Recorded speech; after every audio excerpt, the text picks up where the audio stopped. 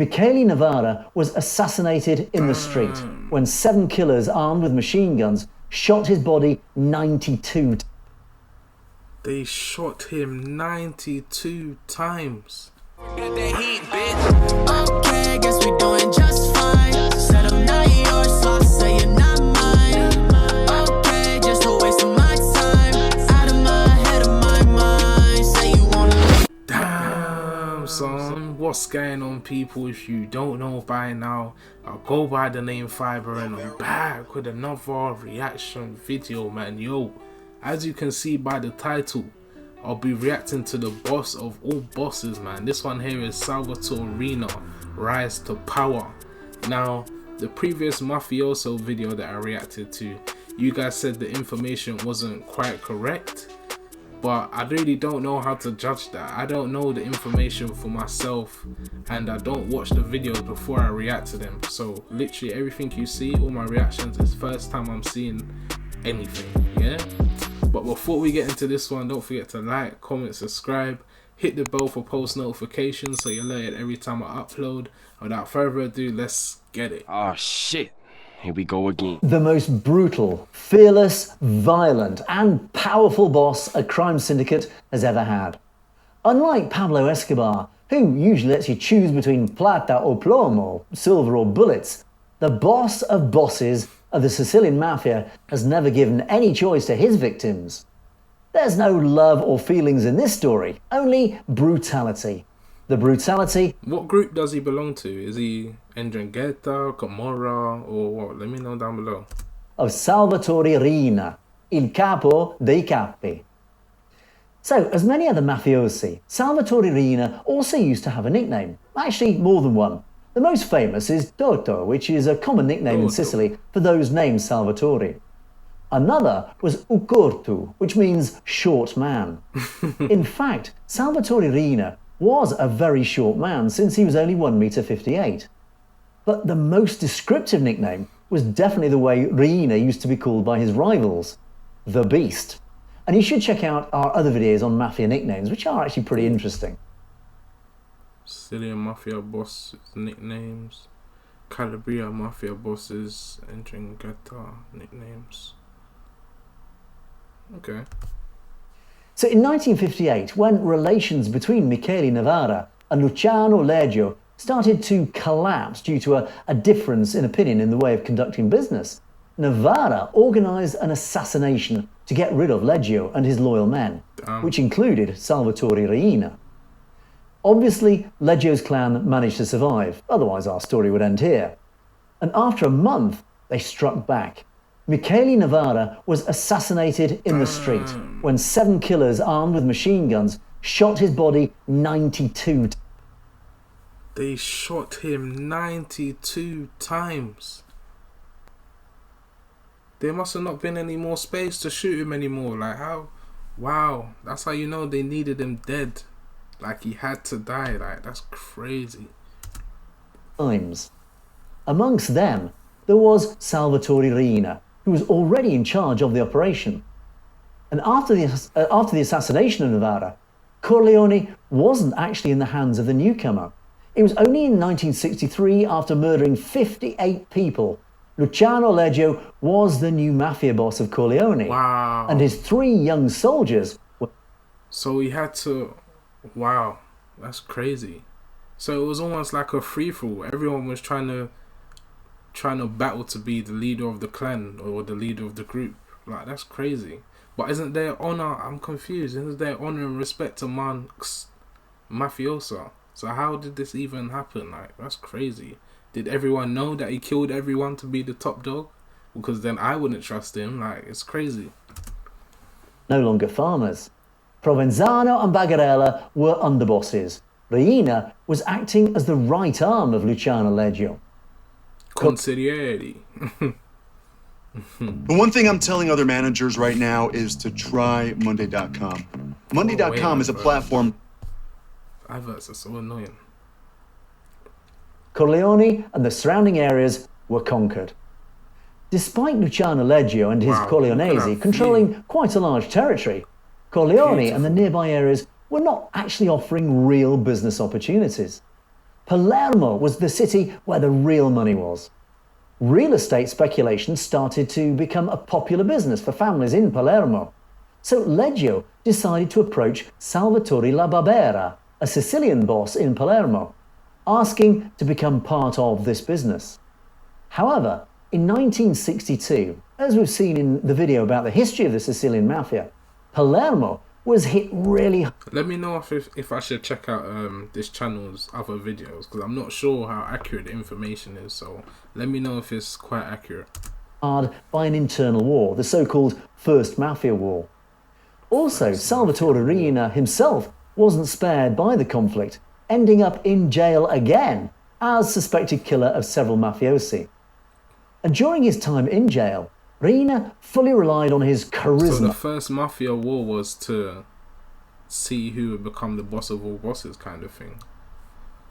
And how did Riina, I'm probably going to see, but how did Riina ended up being the top dog if he was the right-hand man of Leggio?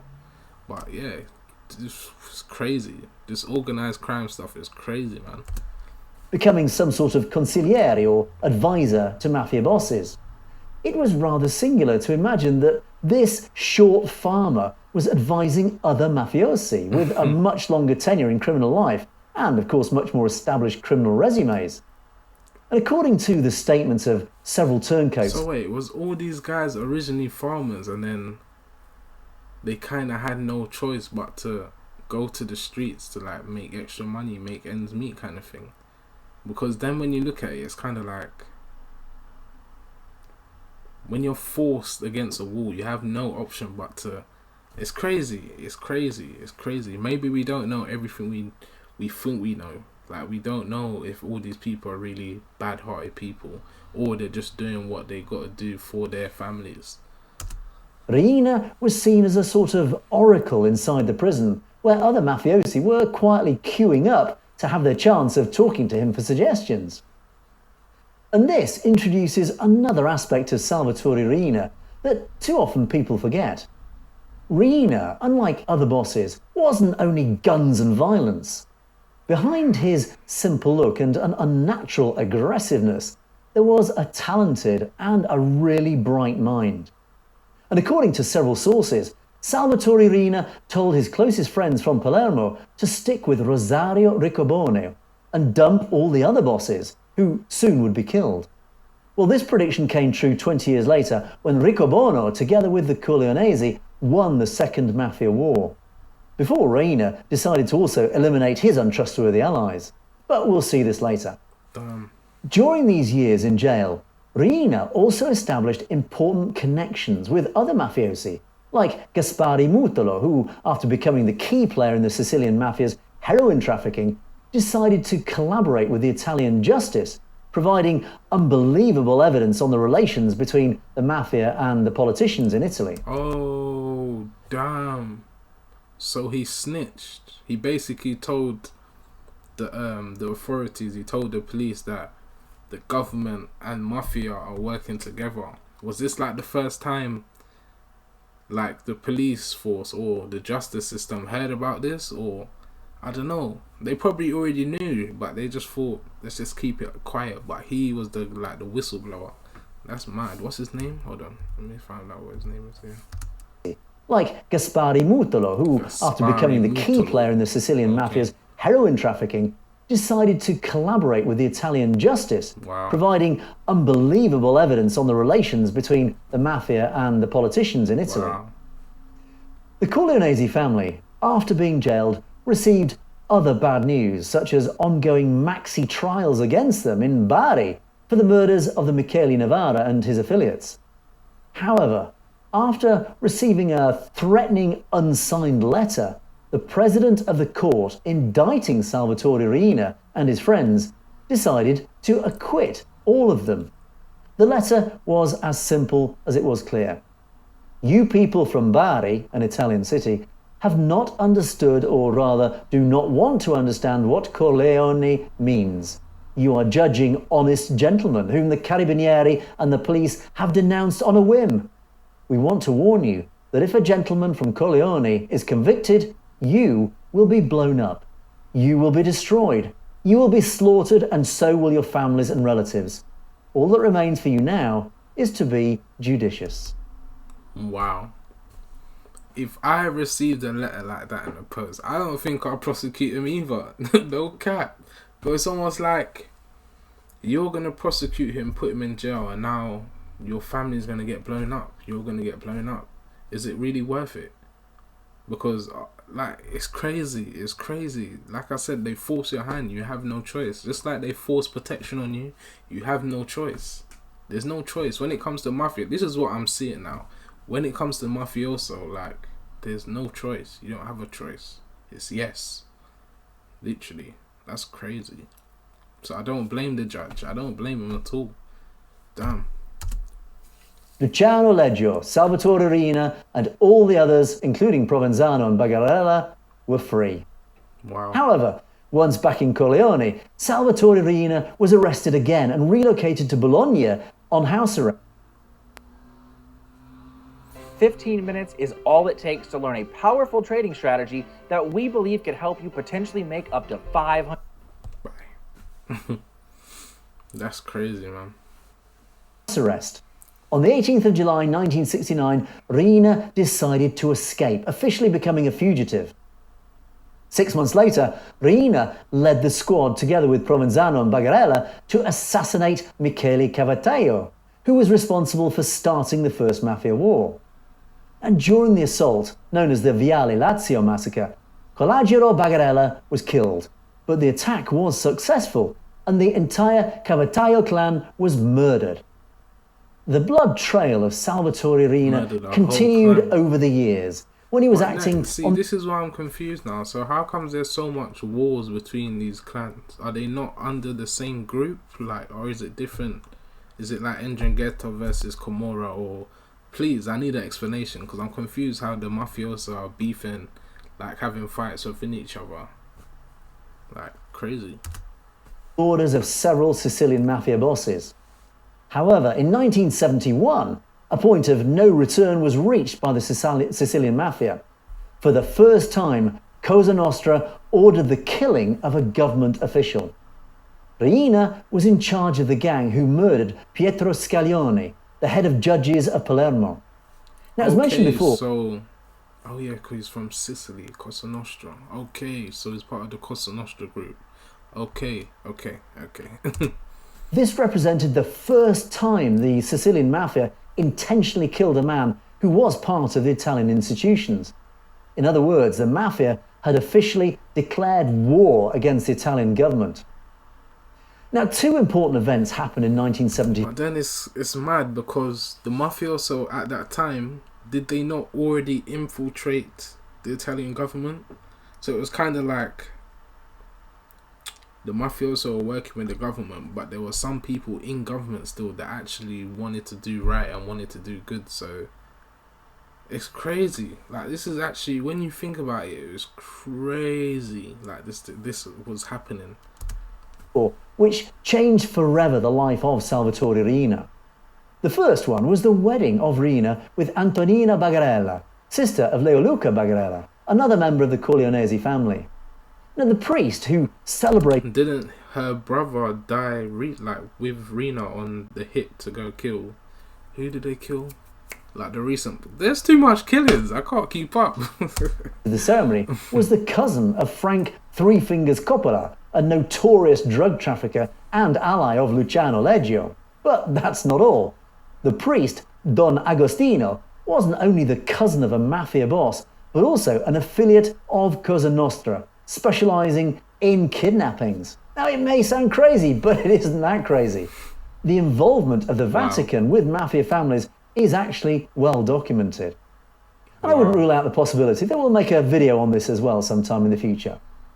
However, let's get back to our story. So, Salvatore Riina got married to Ninetta Bagarella, and the couple had the first child shortly afterwards, Maria Concetta Riina.